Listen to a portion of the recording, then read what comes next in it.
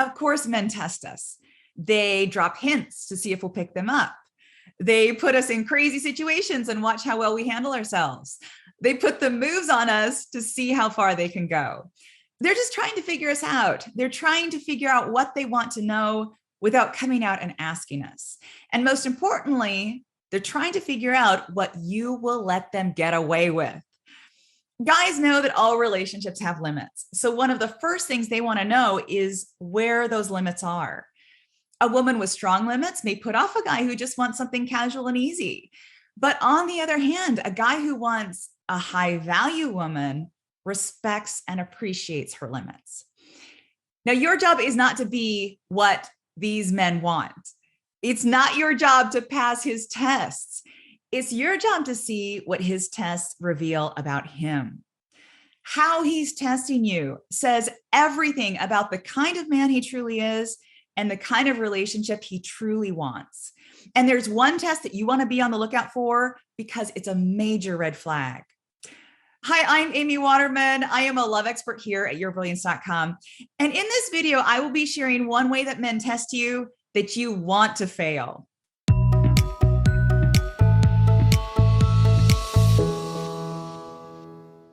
When you leap out into the dating pool, you know one thing is certain. There are a lot of sharks out there. There are guys who do not have your best interests at heart. There are guys who are just looking for a woman to fill a need. And there are guys who prey on women. So we need to be safe and we need to be smart. And that means busting the mindset that we've got to impress every single guy we meet. Dating can be a heyday for people pleasers because it's all about trying to please other people so they will want to be with us. As I say in my book, The Pleasure Principle, that is the wrong strategy for success in love, but it doesn't stop us from trying. If you've got that people-pleasing instinct, you might find yourself on a date with a man trying to make all the conversation and make it easy for him and make him feel like the man, even if you don't actually like the guy at all. Why do we do that? Why do we pull out all the stops to impress a guy when in actual fact, he's kind of slimy or creepy or arrogant or boring? Like, surely you should dial back the effort and just let that date fizzle out. But we don't, because we have been trained that it's our job to make the date work. Whether we like the guy or not, we should make an effort because, hey, it may just turn out that we made the wrong first impression and he's actually an okay guy. Except that your first impression was probably the right one. Your gut instinct about a guy is usually spot on. You know whether you feel safe with him. You know whether he respects you. You know whether he's making an effort. And if you don't get that green light, then it is better to pull back right then and there. Finish out the date, be polite, but don't turn on the extra charm. Where we go wrong is when we pull out the stops on every single date, even when we don't actually like the guy. And then the guy decides he likes us, because who wouldn't when we're so charming? And we tell ourselves that we should be grateful that at least someone is interested in us. We might even agree to go out with him again, even though our gut is telling us, no, stop. Being unable to turn off those people-pleasing instincts is what gets us into so many sticky situations. So I want to challenge you. Don't be afraid to put a man off. Don't be afraid if he doesn't like what you're saying. Don't be afraid if he doesn't like your beliefs. And don't be afraid if he's turned off by something about you. That doesn't mean you're wrong. That means he's wrong.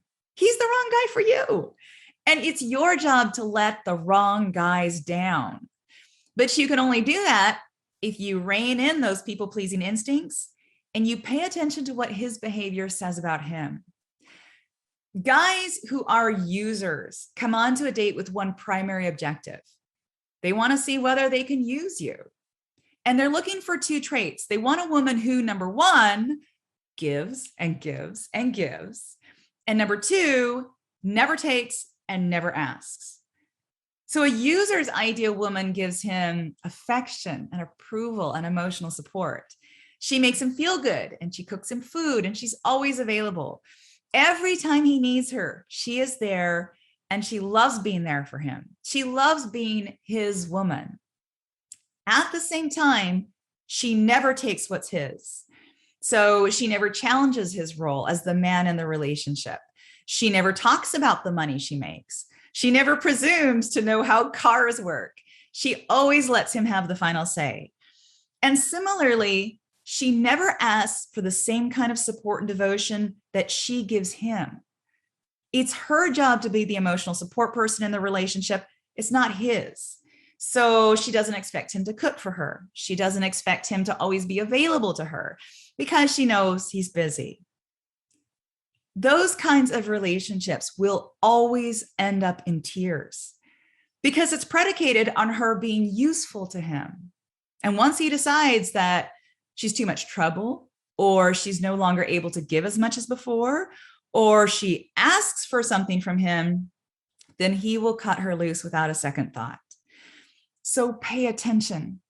If this guy is testing you to see how much you're willing to give without asking for anything in return, then that is a test you want to fail. He's wanting to see how far you're willing to go to prove yourself to him. He's wanting to see how little you're willing to accept in return.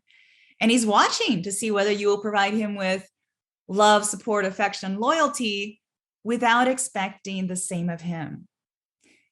He wants to know whether you will give up being your own person to be his girl. He wants to know whether you're feminine enough to know your place. Now, have you ever been with a guy like this? And if so, how did it work out for you? Now, if you would like me to make more videos on this topic, do let me know in the comments. And when you are ready to take that next step as a powerful, irresistible woman who bows to no man, then I urge you to check out my book, The Pleasure Principle. You will learn why you need to hand your inner bad girl the reins in love. Guys love bad girls just as much as we love bad boys, right? So bust out of people pleasing with the help of your cool and feisty inner bad girl. It's all in The Pleasure Principle. Make sure to check it out.